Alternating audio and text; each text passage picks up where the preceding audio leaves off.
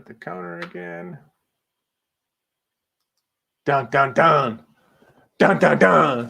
Woo! It's going to be a good day. I can already tell. It's going to be a good day.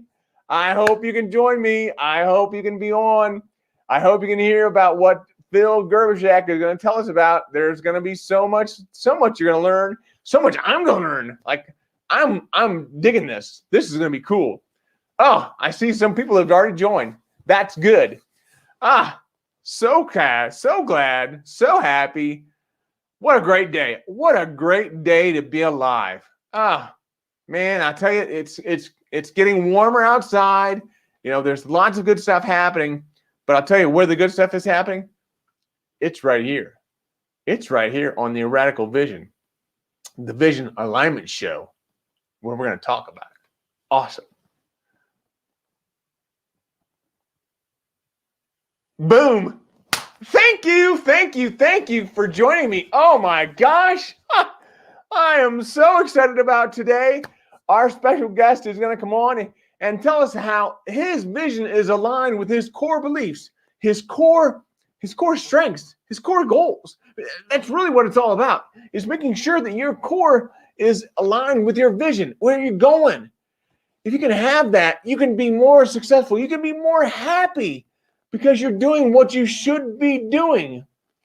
So we're going to talk about our guest coming up at the end of the show, but I want to bring on our special guest today because he is the man. Without doubt, Phil Gerbyshak is one of the best guys I know when it comes to sales and LinkedIn. So without any further ado, here he is. What's up, Brian? Thank you so much for joining me today. This is great, Phil. Wow. Thanks, buddy. It's great to be here. So tell me, when is your first recollection of knowing your vision? Well, my first recollection is when I was very little in church. My friend Jenny Anderzak fell, scun her knee, and I gave her a first kiss on her knee. I told her it was all going to be better. Nice. If you want to hear more, stick around.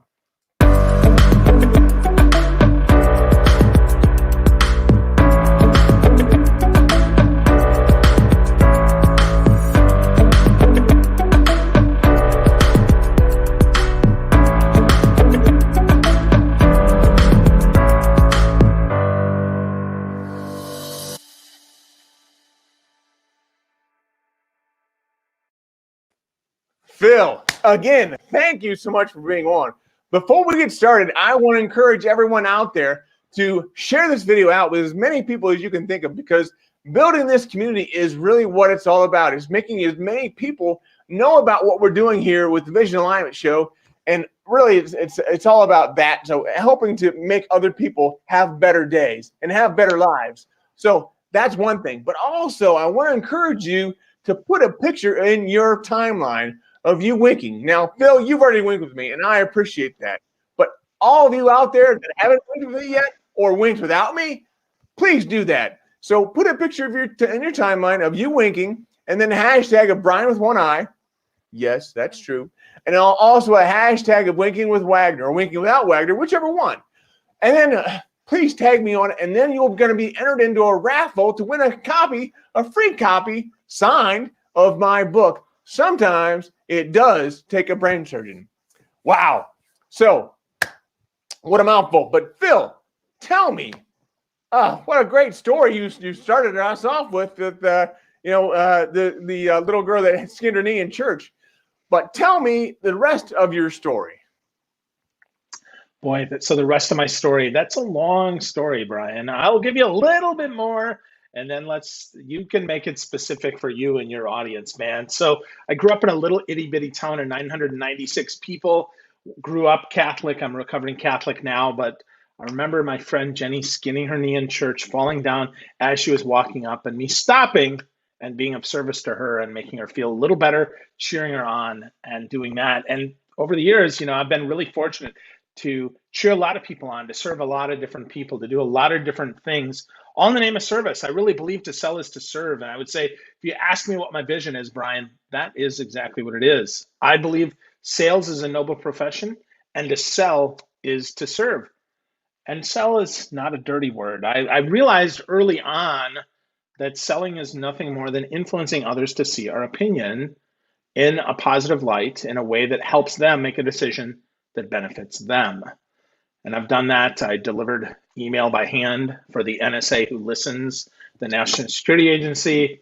I've done that through speaking with the National Speaker Association, which is how I know you, Brian, and lots of different ways in between. And now, as the Chief Revenue Officer for Process and Results, the more I serve, the better our clients do. And it just blows my heart up with joy. That's awesome. So from a very young age, you knew about service, and you knew how to serve people. How did you end up connecting that service with a profession? Because we all need to have money. That kind of makes the world go round. But how did you connect your service with that revenue side? Well, I did it honestly quite accidentally. Social media came along in 2004, 2005. I got started with my blog in 03, 04, 05. Scott Ginsberg, that guy with the name tag, said, "Hey, why don't you start a blog?" And so I did. And I started a blog and I started being of service. People would comment, including Steve Farber, one of our friends that we'll talk about a little later. But yeah, just started Wow. seeing that, you know what, the more that I can be of service, the more I can help others, the more I can spotlight others, much like you're doing here on the show, Brian, the more service I can be. And ultimately, the more valuable I am. And the more valuable I am, ultimately, if you bring value, you get paid. So that just made sense. Yeah. Wow. That's awesome. So, that's a great thing. But I wonder, what would you say is the biggest factor in your success beyond just serving people? Two things: gratitude and perseverance. Hmm. I'm grateful for what I have every single day. I know that I have more than many and less than some, and that's fine. I'm grateful for that. And some days I'm just grateful. For instance, right now, Brian, I'm grateful to be with you Hmm. and this time that we have together, to be fully present in the right now. I'm grateful that the wall that I'm looking at in my office, my new home, is orange, Brian. That I'm really grateful for that.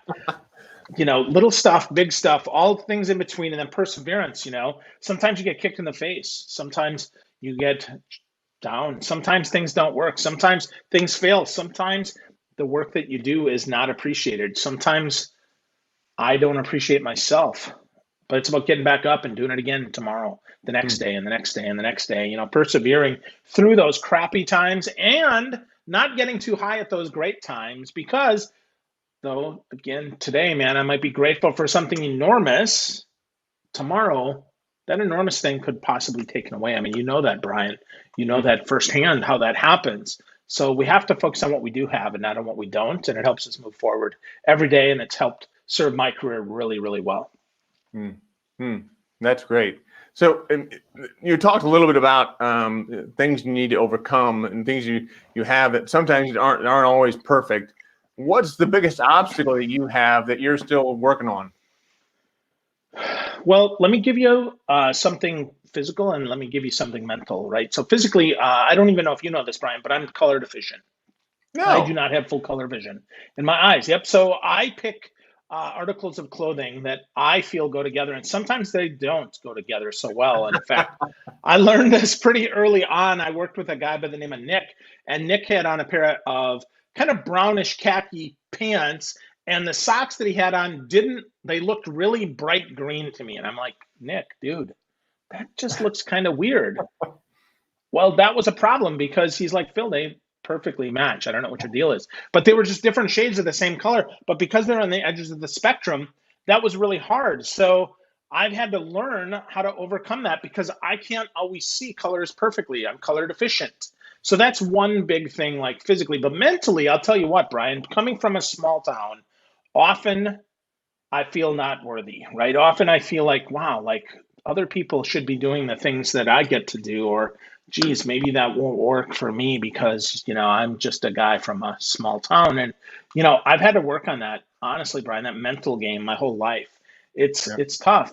Mindset is really, really important. If you can't believe yourself, how do you expect anybody else to? So you have to work on that mindset. And I do that work every single day. I have to think about that. That's why gratitude is such an important thing for me. It can't be overlooked because I do have a lot. Like if I look around my office, I just moved in last week. If I look around my office, I've got 200 to 500 smart people that have written books that I can learn from, that if I'm willing to read them and take action, I can be more successful than if I didn't read them and didn't take action. So I'm still working on that, Brian. I'm still learning to be even, my full worth, because I think we all are way more worth than we understand, than we believe, because we've been told, that we're not worth it, right? That for one reason or another. And so I'm working mentally to overcome that. My apologies. Yeah. Yeah. So a friend of ours has joined here. So Kevin Hunt says he loves your attitude and gratitude and persistence. He loves that, and how you roll with life's punches and you get back up. So, yeah. Amen. Right on, Brian. Yeah, Kevin. This is cool. Tell me, when you go back home, population 965, I think it was. I grew up near a town, 3 miles from a town. I grew up in the country.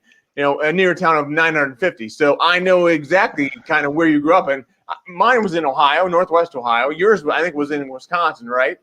That's right. Yep. But when you go back there, what does it feel like? Well, it's weird, Brian. I'll tell you, man. It's weird because I don't work in a factory. I don't work on a farm. I'm not super handy. I don't hunt. I don't fish. I'm not especially a big outdoors person. I can't fix my car. You hit me on like a nail on the head. Yeah. I feel like a space alien, to be quite honest with you. I feel very weird whenever I go back home. And, in my business now I guess I say I'm a salesman, and people kind of understand that, but I sell consulting services and coaching and things that honestly, a lot of people in my hometown either don't understand or they don't find value in, which is fine, right? Because I think we all find value in who we are, and we have to go where we're found valuable. That's really important, right? So, so I feel like an alien in many times. I'm grateful that I still have, I don't know, about 8, 10, 12 friends back home that are my friends, that even though they may not understand what I do, they love me anyway. And that's pretty cool. Yeah, that's awesome. So we talked a little bit about how you serve people, and I know you know a lot about LinkedIn. You have a lot of friends in the LinkedIn community. You also are great on sales, helping people with their sales. And obviously the name of your company will bring that up, is Process and Results. So how do you help people? How do we serve? Yeah, that's a good question, man. So the name, it really explains it very well if we break it apart. So first, process. You have to have a process in place to go from cold lead to cold cash. You have to know who your audience is. You have to know who you serve. You have to know how you serve them. You have to know the problems you overcome, and you have to test the messages that you have. If I use the message on you, Brian, that I use on someone that is completely different from you, it wouldn't land. So we have to develop that process and those messages, and then the results. We have to do the work that leads to success. We have to do the work that actually sells. And we have to coach that then to continue to get better and better and better. So it's a combination of sales operations, sales management, and coaching, and actually doing the sales. Those are the ways that we help, that we serve people. As we find, without a process, you can get results, but they don't scale. They're not repeatable. They don't do as well as they could. So that is what we do: process and results. Pretty simple. So part of the process is getting to know people, and you've obviously got to know me over the last year or so, more than that. But typically, how do you do that? How do I get to know people? Well, first, it requires me to be interested in them, and I have to listen to who they are, and that back up even more. It starts with, what am I already interested in? Because I can't fake it. Here's the thing. I don't fake interest in someone. I never, ever will. I never have. I don't believe in that. I think it's important to actually be interested in the people. So I want to work with people that are of interest to me. And then I take a genuine interest. I get to know them. I go deep. I read their articles. I see what they post on LinkedIn. I understand who they are as people first, even more importantly. Now, sometimes people are cold, meaning I don't know them yet, and they don't do anything online, and they're kind of invisible. But I could know their company, right? What I could learn about their company on their website. I could learn about their industry, or I could learn about other people that we might know in common that are like them, even if they don't know them directly. So I could know their position as well. Um, but it's really at the heart of it, Brian. It is about taking an interest in the other person so that we can see what problems they have, so we can see what problems we can solve. Because I can't solve every problem. As I mentioned, Brian, I'm not going to put your carburetor back together. It's not going to happen. I have no idea how to do anything with a transmission or anything like that. But there are things that I do know, and those things that I know, I do my best to keep learning them as well, so that then I can take what I know and I can connect it to your story, your challenges, things that hurt you that you'd like to fix, and we put those together, and now we have a possible solution. And as much as I'd like to say that every piece of business I close, I don't. Right? Not everybody's a perfect fit. It could be because they don't like me, they don't like my personality, they don't like my glasses, they don't like my story, they don't like the way that I serve, or frankly, there's no value for them. And all those things are okay. But that's every business, right? That's not just Yeah. Phil's business, that's every business. So I have to focus on those that I can serve and serve them really well. Okay, so you talked a lot about relationships there and how important those are, and you know one of my favorite authors, and his name is Steve Farber. Steve Farber wrote A Radical Leap, and I just love that story, that whole message that he has in there. So how did you get to know him?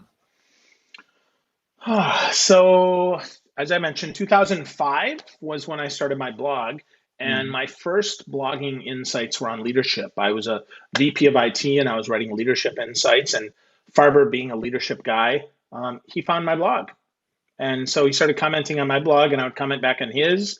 And then in 2006, we met up in person at a conference. He was actually, you're going to laugh, Brian, he was in the audience cheering me on for my first big opening keynote for a conference. Awesome. So it's pretty cool. Yeah. So since then, we've become really good friends. I know Steve. I know his wife Veronica. I know his, I know one of his children. And frankly, I'm just delighted that Steve's one of my friends. And you mentioned Radical Leap, which is a great book. But I would tell you, his best book is his most recent book, Brian, and that's Love is Just Damn Good Business. Because Farber believes, much like I believe, and this is the core of Steve's message, and if you haven't checked Farber out, Farber, if you haven't checked Farber out, here's what he says. He says, do what you love in the service of those who love what you do. And I'm not going to unpack that for you folks, but I do encourage you, get to know Farber. And maybe, Brian, maybe one day Steve will come on your show, man, because I'll make an introduction. I love Steve. He's a dear friend of mine. Great guy. And I'd love to make that connection for you. That would be incredible. I would love that so much, and I'm sure the audience here, they would love to hear from Steve, because I mean there's got to be some other people that have read the Radical Leap and some other of his books, but Love is Damn Good Business. Is that what it is? That's it. Right. That's the new book. Yep. So yeah, and Kevin agrees with having those real relationships. So yeah, thanks for that, Kevin. Right on, I appreciate Kevin. You. Anyway, so that's great information, and yeah, if we ever have a chance to hook up with Steve Farber, Phil, I'm already grateful for you. I mean, all that you've done and how you've come on the show has been phenomenal. So, thank you. My pleasure. My pleasure, buddy. So, what do you think the next level of your success looks like? Well, I think success scales if you have a good process. So I think the next level of that is, I'm going to write another book, at least one, probably a few more books. That's the next level of success for me. Not because writing a book is a success, but getting it in people's hands who can use it is where the success lies for me. So I look forward to getting that out there, to getting more people that we can serve with that. I look forward to even more speaking engagements. I look forward to more trainings. I look forward to, having some alliances, some masterminds, some different things that we can serve people with, because so many people might do a great job on the front end with their business, and they might get people that are interested in them. And people, if they get lucky and there's an immediate need, right, they might be able to close that business right now. But that messy middle is the hard part. That messy middle is the part, though, that actually allows you to squeeze the juice and really grow. So my next level is going to be even more focused on that messy middle, on the relationship, on the nurture, on the side of, well, Brian, you don't want to do business today, but then what? What does that look like? How do we get you from here to there when here to there isn't available right now because you don't have a need, you don't have time, you don't have money, whatever it is? How do we do that, right? How do we keep that relationship alive in a very real way, not by automating it and chucking it in a marketing system, but by having real conversations with people periodically on that? So that's what I think my next level of success is: empowering people, inspiring people, and encouraging people to get through that messy middle where they can get the strong yes or the strong no, and hopefully serve more people themselves and magnify my gifts. Yeah, that's great. I love it.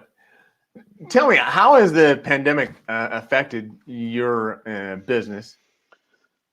Well, last year, Brian, I was actually in a corporate job. I've done, been off and on with my own business for the last 10, 11 years, because I left corporate the first time in 2010. But last year at this time, right as the pandemic hit, I was a VP of sales training. I was training people inside an organization, basically doing what I do now, except inside a company. And so the pandemic brought all my travel to a halt, and it made everything virtual. But in that way, in that respect, it actually saved me a ton of time and allowed me to create courses that then I could offer to make even more impact. So in some ways, I don't get the impact of being eyeball to eyeball or heart to heart or belly to belly with you, but I can still be earball to earball. Yeah. We still have video, we still have audio. So it just changed the delivery mechanism of my message, but it didn't really change my message at all. In fact, now I think we have an opportunity, and it's even better, to be genuinely empathetic for people, because we have the same experience now. Right. Unless you were born yesterday or less than a year ago, we've all been through the pandemic. We all have some shared experience. Now we can genuinely answer, so how was that for you? And here's my story. And that's different, right? I mean, that shared experience will either bond us or it'll rip us apart. For those that it bonds, right, we will be friends. We will probably be friends forever because we have something that glues us in there. And for those that are not of that kind, who maybe, denied that there was a pandemic, or who, purported some lies to make things better for themselves, well, those people are going to be ripped apart. So for me, my business, it's stronger than ever. I just happen to work for myself now. But for some, good luck. It's going to be interesting. Yeah.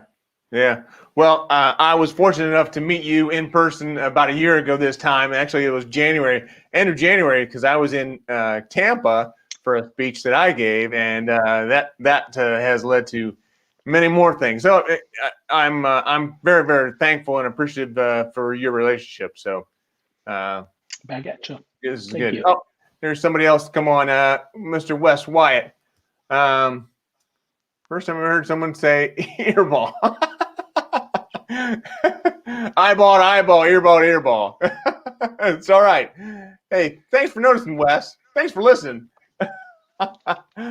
Oh, wow. So, I mean, we are getting close to the end of our time, but I want to make sure that, we're continue to deliver something that the audience will really recognize and be able to stick with, and understand that this is how Phil can help you. So what would you say to that person that's kind of stuck? That maybe there's entrepreneurs out there that are trying to move their business forward and they just can't get through it. So what would you tell them? So, well, first, know that help exists, right? There's a lot of people out there and you're not alone.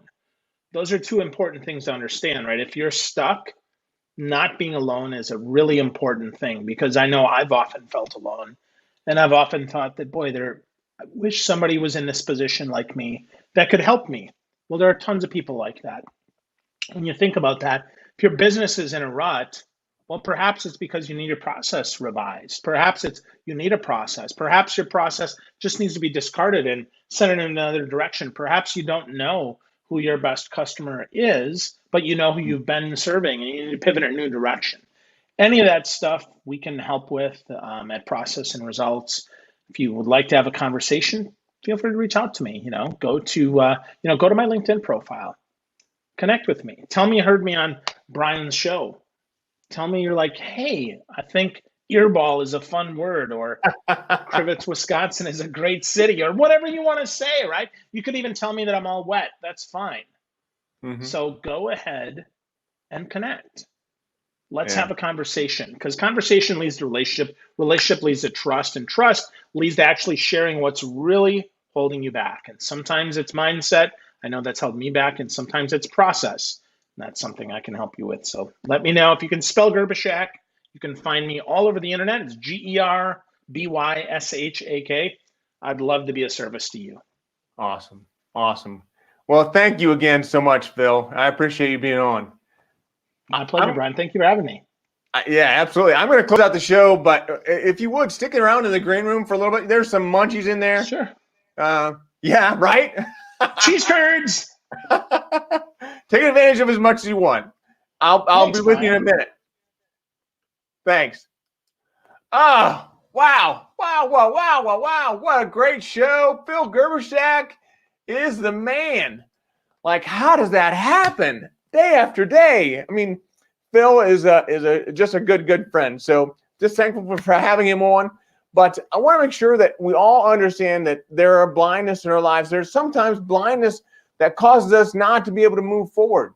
If you can understand that blindness, you can take those blinders off at times, or maybe put them on.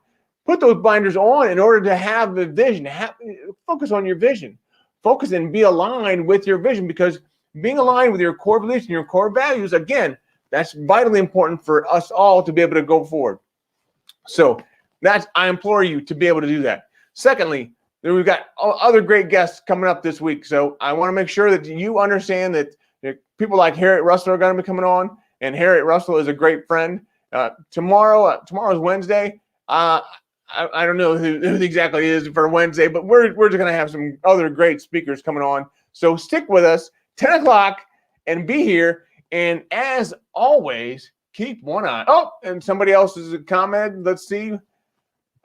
Kevin, thank you. So Kevin Hunt says, thank you, Phil and Brian. So I appreciate that. So, but as always, keep one eye on the road. Bye.